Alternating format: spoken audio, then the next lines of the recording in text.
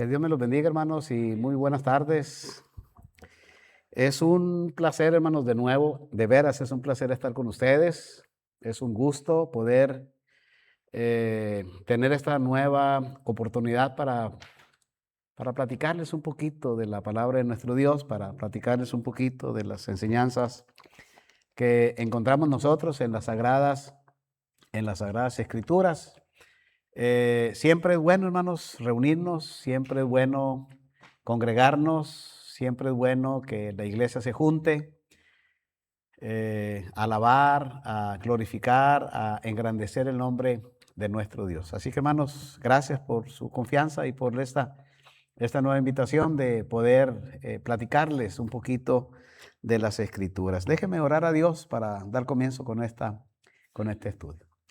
Amantísimo Dios y Padre nuestro que moras en las alturas de los cielos, santificado y glorificado sea su santo nombre. Padre Santo, en esta tarde estamos ante su presencia para darle las gracias por todas las bendiciones recibidas. Gracias por este día. Te rogamos, nuestro Dios, en esta hora que dirijas mis palabras, que dirijas mis pensamientos, que me ayudes a que al abrir tu santo libro podamos estudiar de tu santa palabra. Dirige a esta congregación, Padre Santo, en las cosas tuyas. Queremos, con todo respeto que usted se merece, pedirle permiso para que podamos abrir tu santo libro y poder aprender de él. Antes de todo, nuestro Dios, te queremos pedir que perdone nuestras faltas, comete ante tus ojos, no las tomes en cuenta y considera nuestra humanidad. Bendice a mis hermanos aquí presentes, a nuestros amigos que nos hacen el honor de acompañarnos. Por Jesucristo su Hijo se lo pedimos, se lo rogamos. Amén. Hoy, hermanos, les quiero platicar un tema que se llama una carta a los santos. A mí me gustaría, hermanos, decirles o comentarles que los libros que tenemos nosotros aquí en nuestras Biblias originalmente eran cartas. Eran cartas que se movían de un lado a otro. Por ahí hay un texto que dice: cuando sea leída esta carta, pásensela a la iglesia fulana. Es posible que hacían copias escritas y brincaban la carta a los corintios, se la brincaban a los hermanos de Galacia. Los hermanos de Galacia le decía, cuando lean esta carta, también que sea leída entre todos los santos. Hoy nosotros, hermanos, tenemos un libro que le llamamos la Biblia o la palabra de Dios. Y la palabra Biblia quiere decir simplemente conjunto de libros. En este caso, libros sagrados, libros que provienen de la mente de nuestro Dios. Por eso, hoy en esta ocasión vamos a platicar un tema que se llama una carta a los santos. Siempre, hermanos, que yo mando saludos a los hermanos, le digo por ahí a un hermano de lejos, le digo: salúdame a los santos y a los que no son también. Y cuando yo me refiero a los santos me refiero a la iglesia, y a los no santos me refiero a la visita que tiene la congregación. Un día me dijo un hermano: ¿pero quiénes son los no santos? Le digo: pues los no santos son las personas que nos visitan, amigos que visitan la iglesia. Le digo: salúdame a los santos y a los que no lo son también. Y dentro de la, ¿cómo se dice?, de la palabra de nuestro Dios, nosotros aprendemos, hermanos, cosas que son interesantes. Mire, vamos a leer un pasaje, Primera de Tesalonicenses, capítulo 5. Primera a los Tesalonicenses, capítulo 5, en el verso, vamos a leer, hermanos, aquí, en el verso 27. Cuando yo hice este tema, cuando yo lo estaba escribiendo, me encontré con una palabra bien rara que usted va a leer ahorita. Y me quedé yo pensando en esta palabra, me quedé yo como... a veces nosotros leemos textos en la Biblia y no nos detenemos a pensar en ellos. Y en este texto, en el verso 27, dice el apóstol Pablo: os conjuro por el Señor que esta carta se lea a todos los santos hermanos. Cuando yo leí este texto y me topé con esta palabra, os conjuro, dije yo, ah, caray, porque ustedes han mirado la película El Conjuro. Esas, no sé si son 2 o 3 películas, no recuerdo bien. Yo de películas no sé mucho. Pero hay una serie de películas que se llama El Conjuro. También esta palabra, hermanos, normalmente se dice o se menciona en la hechicería y en las brujerías. No sé si usted sepa de eso, me imagino que usted sí sabe de eso. En el diccionario te habla un poquito de eso, que esa palabra tiene que ver con evocaciones y que tiene que ver con magia y no sé qué tanto más. Pero la raíz de la palabra esta, de la que usa el apóstol Pablo, no es la única vez en que aparece esta palabra en la Biblia. Hay varios pasajes que se usa esta palabra, os conjuro. Bueno, yo me di a la tarea, hermanos, a tratar de investigarla porque luego tiene una interpretación media curiosa, ¿no?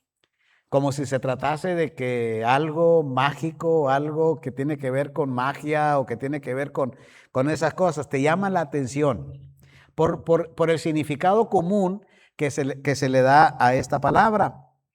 Y se dice, hermanos, que esta palabra eh, tiene que ver con un pedido solemne, una rogativa, una encarecidamente, un encarecimiento favor o un favor encarecido. Se utiliza, hermanos, con frecuencia en varios pasajes de la Biblia para denotar o para decir, te pido, te encargo, te ordeno, te recomiendo. Ese es el significado de la palabra os conjuro en el original de la Biblia. O sea, el significado que se le da en la palabra de nuestro Dios tiene que ver con un encargo, una recomendación, una ordenanza. Es como decir, yo te pido, pero luego cuando usa la palabra os conjuro, es como, yo te ruego encarecidamente, te suplico con mucho cariño, te pido con mucho respeto, incluso hasta ordenarte eh, o te encargo. Esa es la palabra os conjuro. El significado dentro de la Biblia, dentro del contexto bíblico. Ya afuera, hermano, pues, tiene otro significado de que ahí andan haciendo los conjuros, ¿no? Especialmente cuando son las fiestas de Halloween, esas cosas que aparecen las brujas y luego empiezan a salir películas y temas de ese tipo y usan la palabra, el conjuro. Es como la palabra apocalipsis. Siempre que tú quieres ver algo apocalíptico, ¿ah? Siempre te imaginas algo fatal, algo tremendo, e incluso hay hasta películas que tienen ese nombre. Y cuando pasa una tragedia, dice, no, este es un acontecimiento apocalíptico. Ese es el significado que la gente le ha dado a la palabra, cuando esta palabra, apocalipsis, quiere decir simplemente una revelación de Dios. Que el libro de Apocalipsis tiene como intención de revelar de Dios algunos proyectos que Él tiene por delante. Nada más eso es lo que significa la palabra Apocalipsis, pero le dan ese sentido o le dan esa dirección, ¿no? Como algo apocalíptico. Bueno, lo mismo pasa con la palabra os conjuro. El apóstol Pablo le recomienda, le amonesta, les encarga, les pide, les ordena, les recomienda que esta carta sea leída a todos los santos. Por eso el tema se llama una carta a los santos. Para poder decir lo que el apóstol Pablo dijo, tendríamos que leer desde el capítulo 1, ¿verdad? Capítulo 2, capítulo 3, a ver qué es lo que Pablo le dice a la iglesia de Tesalónica y que él estaba tan interesado de que esta carta se leyera a los santos. Es como un correo, hermanos, que llega a una ciudad dirigida a una congregación pequeña o una congregación en la ciudad, y que esta carta, hermanos, no es de índole personal, sino que es una carta que debería de ser leída, enseñada a los santos. Bueno, para no ir tan exageradamente, leer todo el capítulo o todo el libro de Tesalonicenses, yo me di a la tarea, hermanos, de escoger entre todo lo que Pablo dijo, capítulo 5, a partir del verso 11 al 20. A partir del capítulo 5, a partir del verso 11, es lo que yo escogí. Podía escoger otra parte del mismo libro para tratar de explicar, pero me quise enfocar, hermanos, en estos versos o en estos versículos para poder decirle a la congregación aquí y decirle a la congregación donde yo predico que esta encomienda o esta recomendación o esta exigencia del apóstol Pablo para que esta carta sea leída a los santos, sea leída hoy en esta tarde. En el verso 11 dice, vamos a ir texto por texto. Bueno, en el verso 11 dice, por lo cual animaos los unos a los otros y edificaos unos a otros, así como lo hacéis. Esta recomendación del apóstol Pablo es para la iglesia. Dice usted, digo yo, ¿quién es el responsable de edificar? ¿Quién es el responsable de enseñar? ¿Quién es el responsable de ayudar a la iglesia en su conocimiento, en sus enseñanzas? A veces decimos nosotros, no, pues es el predicador.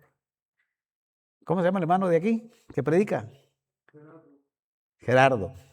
Es que el hermano Gerardo es el que debe de enseñarnos a nosotros. Pero déjenme decirles que usted como iglesia, o yo como parte de la iglesia, por eso Pablo le dice a los hermanos aquí, espero que esta carta, os conjuro, les pido, les exijo, les recomiendo que esta carta sea leída a todos los santos, para que los santos, que son ustedes, aprendan. Primero, versos 11, animarnos los unos a los otros. ¿Sabe usted cómo nos podemos animar nosotros? Cuando yo veo al hermano sentado ahí, cuando yo veo a la hermana sentada ahí, cuando veo ya a la hermanita atrás sentada ahí, eso a mí me anima. Simple con la presencia de los hermanos, animan a los demás, a estimularnos a las buenas obras, a estimularnos a la edificación los unos por los otros. A propósito, a estos jóvenes que cantaron aquí, yo creo que me los voy a dar para Agua Prieta porque cantan muy bien. Allá para que nos enseñan a cantar, porque qué bárbaro, qué bonito cantan, qué bonito dirigen la alabanza aquí en la congregación. Estaba yo pensando cuando están cantando, sí sería bueno llevármelos para allá, ¿verdad? Es que donde quiera hace falta hermanos, así, y ustedes tienen ese privilegio. Mis niños que están ahí, Manuel y Diego, ellos dirigen cantos en las clases, no en la adoración. Para mí, hermanos, hay una diferencia abismal entre lo que es una clase y lo que es la adoración a Dios. Un día se los platicaré en qué consiste esa diferencia. Y nosotros, hermanos, cuando tenemos clases bíblicas donde participamos todos, platicamos todos, los niños, ellos, junto con otro niño, ellos dirigen los cantos. Dirigen un canto cada uno y luego ya uno de ellos, el último, decide quién va a hacer la última oración de los que estamos ahí sentados. Es bonito que la iglesia tenga, y Manuelito ahorita que miraba a los hermanos cantar, como que se le abrían los ojos y le digo, así debes de cantar tú. y se estremece, ¿no? Bueno, esa es la intención. En el verso 11 te dice a ti, hermano, anímate, anima al que está al lado tuyo. Anima al hermano, anima a la hermana. Edifíquense unos a otros. No se lo está diciendo nomás al predicador, no se lo está diciendo nomás a los que, entre comillas, decimos ahora que son líderes de la iglesia. Se lo está diciendo a los santos, a la iglesia, al hermano, a la hermana, que aprendamos a edificar, que aprendamos a construir el ánimo entre la hermandad. A veces, hermanos, hasta traer un cafecito para tomar, eso anima. La hermana que trae un montón de burritos con chorizo y con frijolitos, eso anima. Eso hace que otros hermanos se animen a hacer lo mismo. O sea, no todo tiene que ver con la predicación, pero sí tiene que ver con el ánimo de animar a los demás. Dice hermanos, allá en el libro de Hebreos, capítulo 3, en el libro a los Hebreos, en el capítulo 3, en el verso 13, dice aquí la palabra de nuestro Dios en Hebreos capítulo 3, en el verso 13, dice, antes, exhortaos los unos a los otros cada día, entre tanto que se dice hoy, para que ninguno de vosotros se endurezca por el engaño del pecado. ¿Qué es la recomendación? Que nos exhortemos unos a otros. Ahora, me decían a mí hace muchos años atrás, cuando yo recién me bautizaba, hermano, vengo a exhortarle.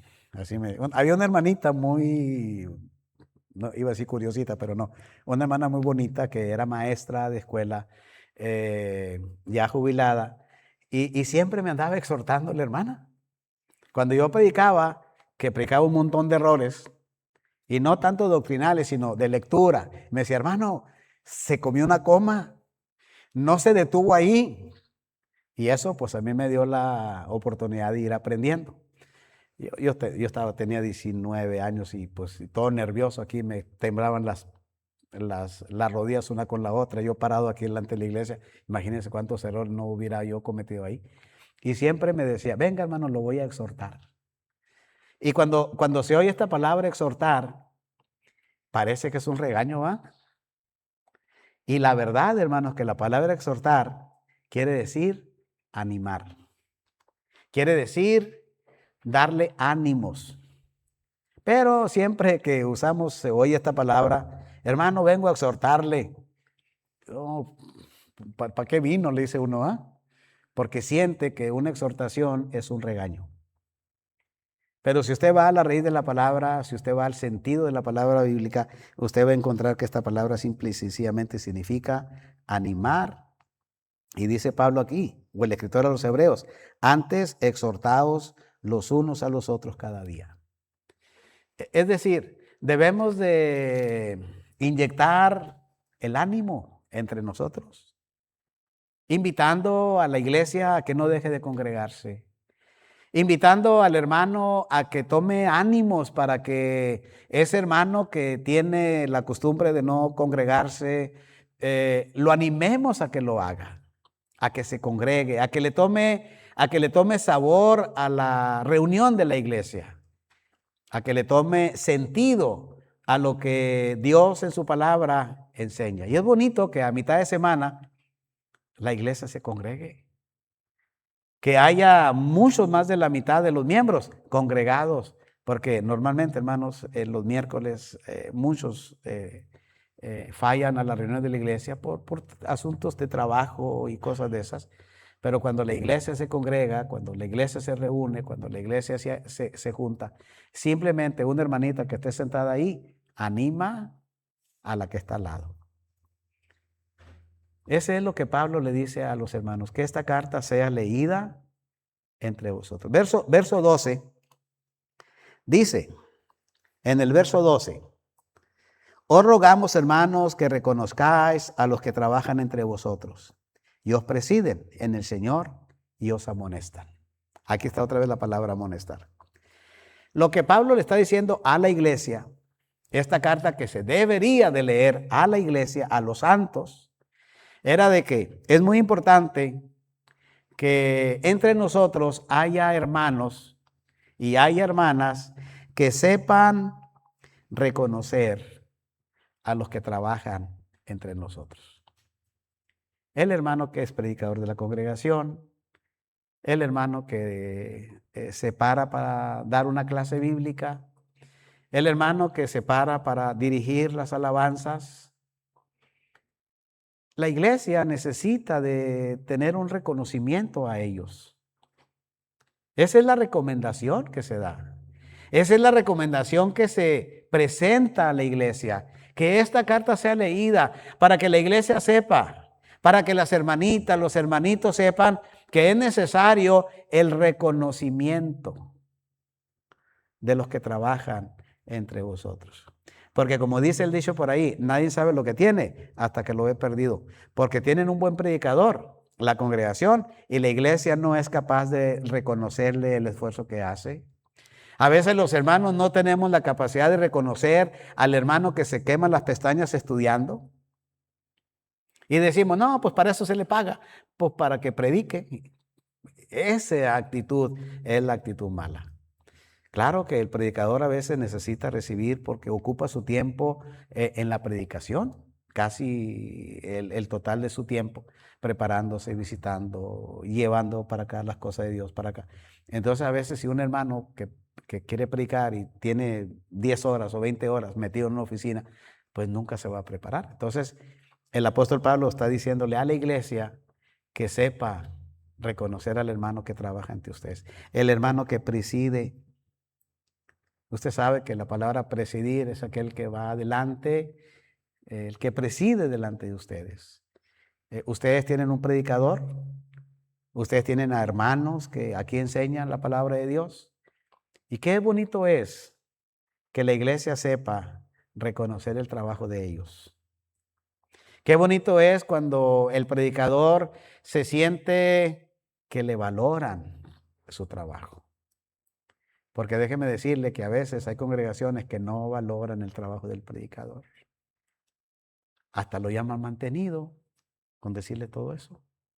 Lo que pasa es que el hermano Jesús Manuel es un mantenido y quiere que la iglesia le ayude y que él se la pasa chévere, chévere ahí. Así a veces la gente dice. Incluso hasta los mismos hermanos de la iglesia dicen eso. Una de las recomendaciones, hermanos, es que el cristiano, el santo de la iglesia, sepa, y que lo sepa de a de veras, que en realidad reconozca a los hermanos que trabajan entre vosotros. Estos jóvenes que pasan al frente para dirigir cantos, no le digo que yo ya me los quiero llevar para Agua Prieta, y eso significa que yo reconozco que hacen un buen trabajo. ¿Y yo qué tengo que hacer? Dice aquí, hermanos, que debo de animarlos a que sigan adelante, a que se sigan superando, a que sigan aprendiendo, a que sigan creciendo en el trabajo que están haciendo para la iglesia. No se diga también de los hermanos que predican, de los hermanos que se paran delante de ustedes. 1 Corintios capítulo 3, dice el apóstol Pablo aquí en 1 Corintios capítulo 3, en el versículo 9, 1 Corintios capítulo 3, en el verso 9, porque nosotros somos colaboradores de Dios y vosotros sois labranza de Dios, edificio de Dios. ¿Qué es un predicador? Un predicador es un colaborador de Dios. Tengo un tema, hermanos, y entre esos temas que yo quería escoger para la congregación aquí, había un tema que tengo ahí en mi maletín, que se llama En lugar de Dios. Así se llama el tema, En lugar de Dios. Y me acuerdo yo que ese tema habla de Moisés, cuando Dios lo llama y le dice, tú vas a ser para tu hermano Aarón en lugar de Dios. Y Aarón será como tu profeta. Yo te hablaré a ti, tú le hablarás a Aarón. Y tú serás para Aarón, dice, en lugar de Dios. Hay otro pasaje por allá, hermanos, que dice que allá en el libro de Daniel, que Nabucodonosor quiso ponerse en un lado de Dios, semejante a Dios, haciéndose pasar igual a Dios. ¿Se acuerda usted? Pero cuando Dios le dice a Moisés, tú serás para Aarón en lugar de Dios. Y yo en ese tema empiezo a explicar y empiezo a decir qué tan importante es el hermano que enseña, el hermano que dice. Porque muchas veces nosotros concluimos que la predicación es cosa del hermano. Ah, es cosa del hermano. Eso que dijo es cosa de él. Y nunca que es cosa de Dios. Y es lo que Pablo está diciendo aquí cuando habla de que ellos son colaboradores de Dios y ustedes sois labranza. La palabra labranza, pues aquí tenemos un hermano que es carpintero. Ayer me dijo que era carpintero. Él puede trabajar la madera y puede labrarla, puede darle una figura que él quiere, tornearla como él quiere. Está labrando, dándole forma, dándole sentido a lo que están creando sus manos. Y dice Pablo, hermanos, la iglesia es labranza de Dios y nosotros los que predicamos, decía Pablo, somos colaboradores de Dios. Por eso cuando usted oiga la predicación, haga de cuenta que está usted hablando o está usted escuchando palabra de Dios y no palabra de hombre. Muchas veces nosotros tenemos ese pensamiento de que nada, es cosa del hermano. Es cosa del hermano que predica. Yo vengo aquí, hermanos, a escuchar palabra de Dios. Quien predique. Yo le digo a los hermanos allá en Agua Prieta, le digo, yo tengo ganas de estar sentado para oír la palabra de Dios. Y luego cuando salgo a predicar. Debería salir a oír también yo, ¿verdad? Venir aquí y sentarme ahí con ustedes. Y no, a mí no me invita a predicar. Yo quiero oír porque me hace falta oír la palabra de Dios. Yo le digo a los hermanos, a mí me hace falta oír porque dice la Biblia que el oír o la fe es por el oír y el oír de la palabra de Dios. Entonces sí es importante que yo reconozca a los hermanos que trabajan, a los hermanos que se esfuerzan por edificar la iglesia, a los hermanos que presiden, los que están al frente. La palabra presidir es el que se levanta delante de la congregación y dice cosas y enseña cosas. Sean ustedes, hermanos, agradecidos con su predicador. Sean ustedes amables con su predicador. Porque ese es el consejo que Dios le da a la iglesia, a los santos. Que esta carta sea leída a los santos. Que consideren, que se dé cuenta la iglesia la importancia que tiene, pues primero edificarse, primero animarse, después reconocer a los hermanos que trabajan. En el verso 13, leíamos ahorita el 12, ahora leemos el 13, dice, y que los tengan, estoy leyendo primera de Tesalonicenses, capítulo 5, en el versículo 13, y que los tengáis en mucha estima y amor por causa de su obra. Tener paz entre vosotros. Muchas veces sucede que el predicador a veces es el más odiado por la iglesia. Nos cae mal el predicador. Bueno, no a todos, a unos cuantos. Dijo el apóstol Pablo a la iglesia de Galacia, si ustedes conocen el texto de Pablo a la iglesia de Galacia, cuando le dijo, yo me he hecho vuestro enemigo por decirles la verdad. Pablo se constituyó entre la hermandad algunos que eran sus enemigos. Porque hay hermanos que no les gusta escuchar la verdad de Dios, y más cuando andamos en pecado. En el verso 14 dice el apóstol Pablo, también nos rogamos, hermanos, que amonestéis a los ociosos, que alentéis a los de poco ánimo, que sostengáis a los débiles, que seáis pacientes para con todos. Es una bonita recomendación para la iglesia. Es una bonita recomendación que amonestemos, otra vez, que animemos a los hermanos ociosos, que no hacen nada, que carecen de obligaciones que deben de cumplir. Todos los cristianos bautizados tenemos deberes que cumplir. Todos. las hermanas, los hermanos que ya tenemos años en la iglesia, los hermanos que están jóvenes, los hermanos que están recién bautizados, tienen una responsabilidad con Dios. A veces la ociosidad, es decir, aquellos que no hacen nada, nada para Dios, pues, nada para la iglesia, contribuir para la iglesia, para la edificación de la iglesia. Porque sí hay hermanos que no hacen nada. Yo por allá tengo también hermanos en mi congregación que no hacen nada. Ellos nomás se concretan a congregarse, se acabó. No hay ese compromiso con la iglesia, no hay ese compromiso con el evangelio, con participar en las actividades. Sí hay hermanos donde quiera. Y creo que ya cuando Pablo escribía la iglesia, había también hermanos que tenían esa característica de simplemente no hacer nada. Es decir, no es mi responsabilidad. No soy yo el que debería de hacer esto. No soy yo el que debería hacer aquello. Y eso, hermanos, nos lleva a nosotros a la ociosidad en cuanto al trabajo dentro de la iglesia. Por eso es importante que nosotros, hermanos, cumplamos con ese propósito. Segunda de Timoteo, capítulo 2.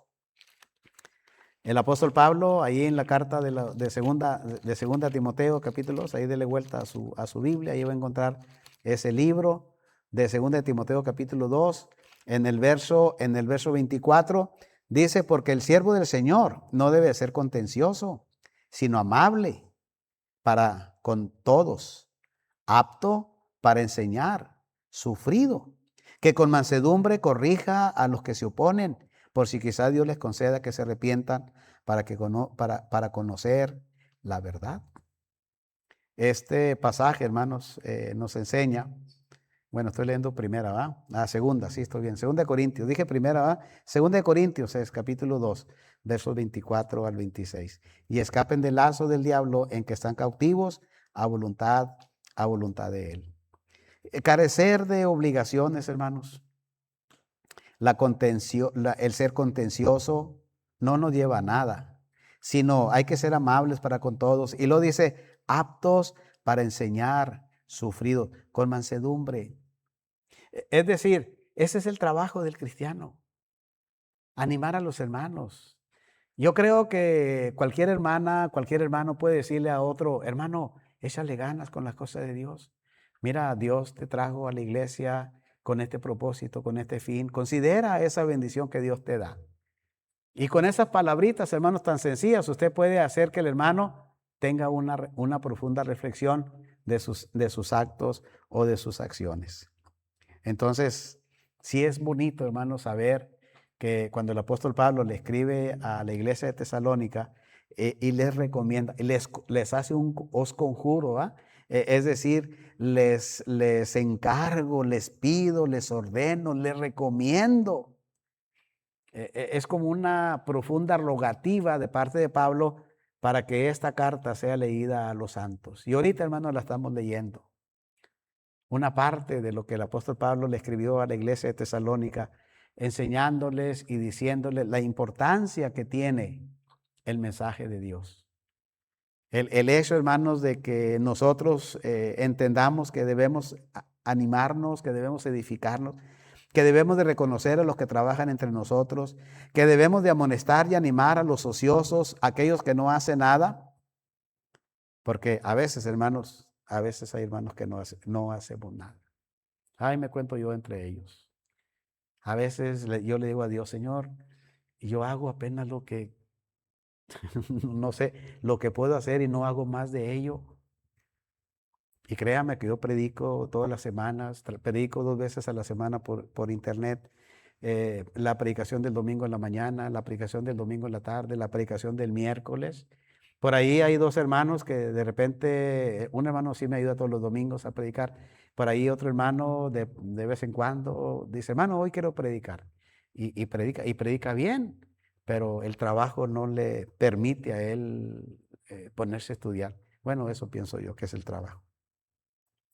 La verdad, hermanos, es que nosotros tenemos una enseñanza en la Biblia de esta carta que tiene que ser leída a los santos.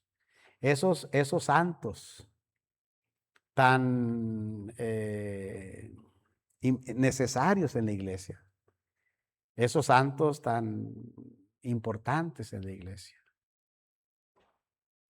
Por eso el apóstol Pablo, cuando dice de la iglesia, él le dice que los miembros que son menos dignos los vestimos con más dignidad. Simplemente con ser miembros de la iglesia es una bendición. Con el solo hecho de habernos bautizado para recibir el perdón de nuestros pecados, es una bendición grande. Cuando se lee esta carta a la iglesia, es simplemente, hermanos, porque Dios quiere que nosotros aprendamos de Él. En el verso 16 dice de la siguiente manera: estar siempre gozosos. Es el gozo de la salvación. Yo tengo problemas, yo tengo dificultades en mi vida, yo tengo dolores, yo tengo tristezas, yo tengo cosas en mi vida. Y a pesar de todas esas cosas que suceden alrededor de mi vida, yo debo estar siempre gozoso. Gozoso en mi salvación, gozoso en el amor que Dios me tiene a mí, gozoso en que yo fui perdonado, gozoso de que Dios me sigue perdonando cuando yo cometo mis errores ante sus ojos. No dejes nunca de estar alegre por tu salvación. Nunca dejes de estar disfrutando de lo que eres tú como un hijo o como una hija de Dios. Yo le digo a los hermanos en varias ocasiones que la alegría del cristiano o el gozo del cristiano no radica en esos momentos únicos como son cuando cumples años, cuando estás ahí disfrutando de una situación. A eso yo le llamo, hermanos, felicidades que tienen que ver con las emociones.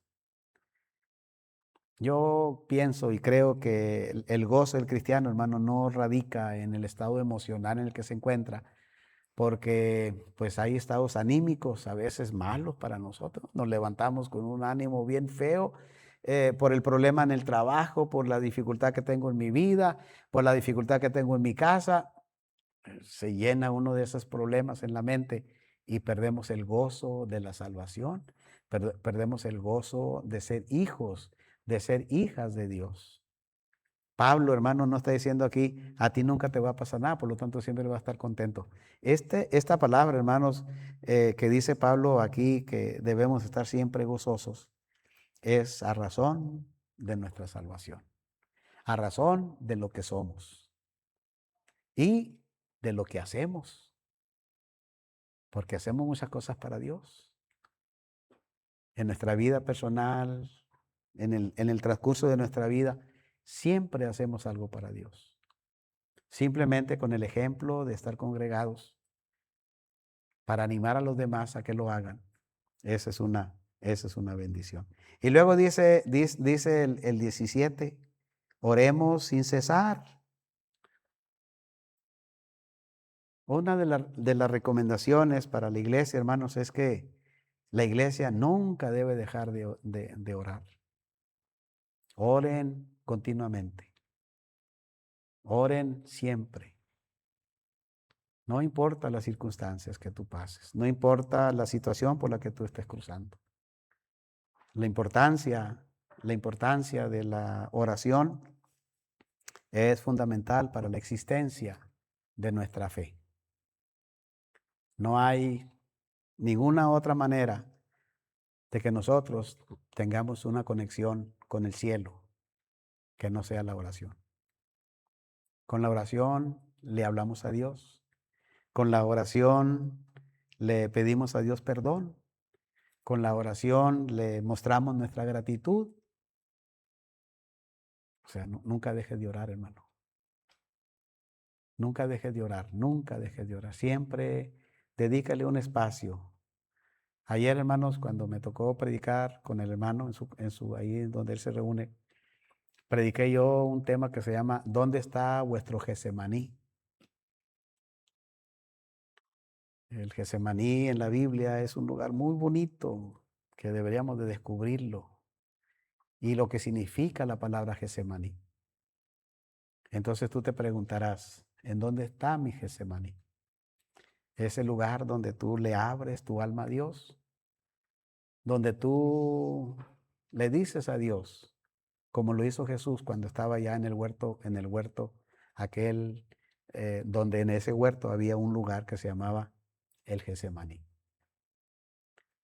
Muchos hermanos no sabemos, a veces no entendemos qué es el significado de la palabra Getsemaní. Pero si usted lo lee, lo investiga, usted se va a dar cuenta qué tan importante era ese lugar para Jesús. Que cuando Él oró la última vez para ya ser entregado a los hombres, Él decía, Padre, si es posible que no pase de mí esta copa, pero que no sea como yo, sino como tú quieres. La oración es fundamental. Nunca deje de orar la iglesia. Esa carta que sea leída a los hermanos para que nunca dejen de orar. Porque la oración es la fortaleza del Hijo de Dios. La oración es el puente que hay entre nosotros y Dios. Hay un señor americano que canta una canción como tipo, así como tipo iglesia, ¿no? Va a ser pentecostés y no sé cómo se llama, no sé qué tipo de música sea, pero en inglés. Y a mí me gusta oír mucho inglés, cantos.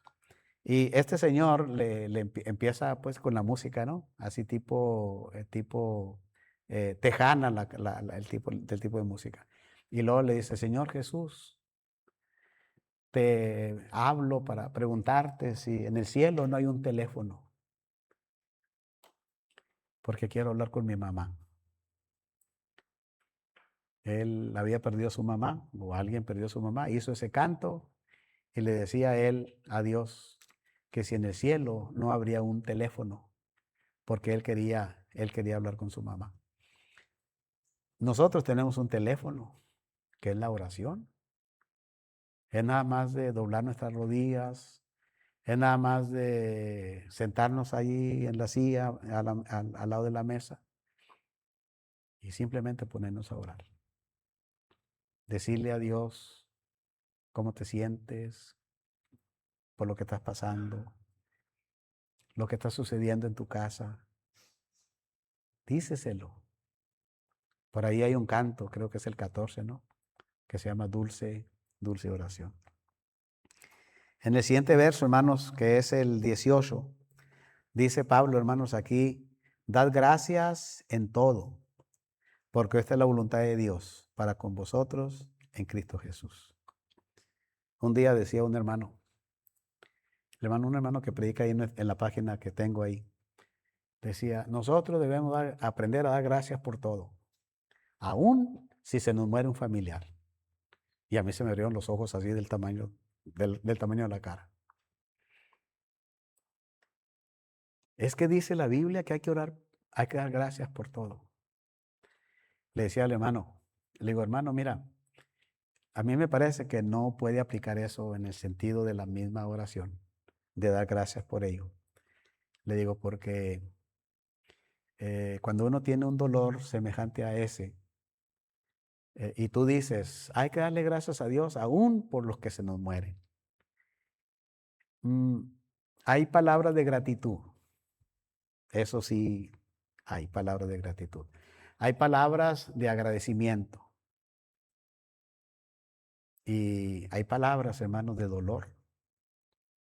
Quizá sí tengamos que dar gracias por la vida de la persona que se fue, por lo que fue en la vida, pero no creo que hay que darle gracias a Dios porque alguien se murió. Ay, Señor, te doy gracias porque el vecino lo apachurró un carro que iba por ahí. No.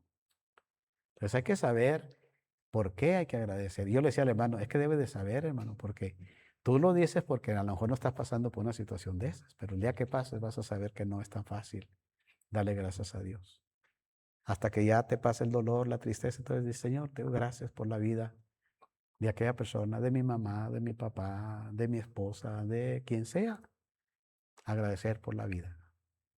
Es que dice que en todo, dice el hermano, sí, es en todo, pero no puede decir eso en el sentido ese de que por todo. Entonces, será porque yo estaba pasando por un dolor difícil y no me pareció que fuera así que yo tendría que dar gracias por ello. Bueno, pero debo de aprender a darle gracias por todo, por lo que hay que agradecer. Eso sí, yo debo de dar gracias por todo, por lo que se debe de agradecer. También le pido por mi dolor o por mi tristeza y le pido por el hermano que está sufriendo la pérdida de un ser querido. Pero nunca voy a decir, qué bueno, Señor, qué bueno que el hermano ya está sufriendo. Gracias porque está sufriendo por la pérdida. No.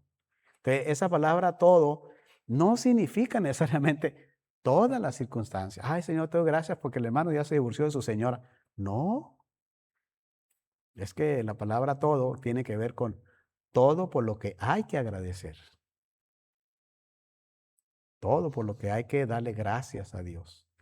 Porque hay otra clase de oración que tiene que ver con gratitud, poniéndole en las manos de Dios mi dolor, mi tristeza, mi problema, mi dificultad. Y así, hermanos, nos vamos caminando despacito. En el siguiente verso, que es el 19, dice, no apaguéis al Espíritu. ¿Usted sabe qué significa esto? No apaguéis el Espíritu. En Efesios, ya voy a terminar, hermanos, en Efesios capítulo 4, en el versículo 30, estoy leyendo, hermanos, la carta que se debería leer a todos los santos. Ese es el tema. Y son muchos puntitos que yo podría predicar de cada texto un sermón. Y predicaría con ustedes una semana completita. Primero un tema, o el otro tema, el otro tema. Pero lo que queremos hacer es aprovechar el tiempo y decir, mire hermano, es esto y esto y esto rápidamente. Ya usted puede engrandecer esa lección ahí en su casa, meditando punto por punto. En Efesios capítulo 4, en el versículo 30 dice, y no contristéis al Espíritu Santo de Dios, con el cual fuiste sellados para el día de la redención. Aquí, hermanos, el apóstol Pablo cuando nos enseña, cuando nos dice que no debemos nosotros contristar al Espíritu Santo, que nosotros no debemos apagar el Espíritu.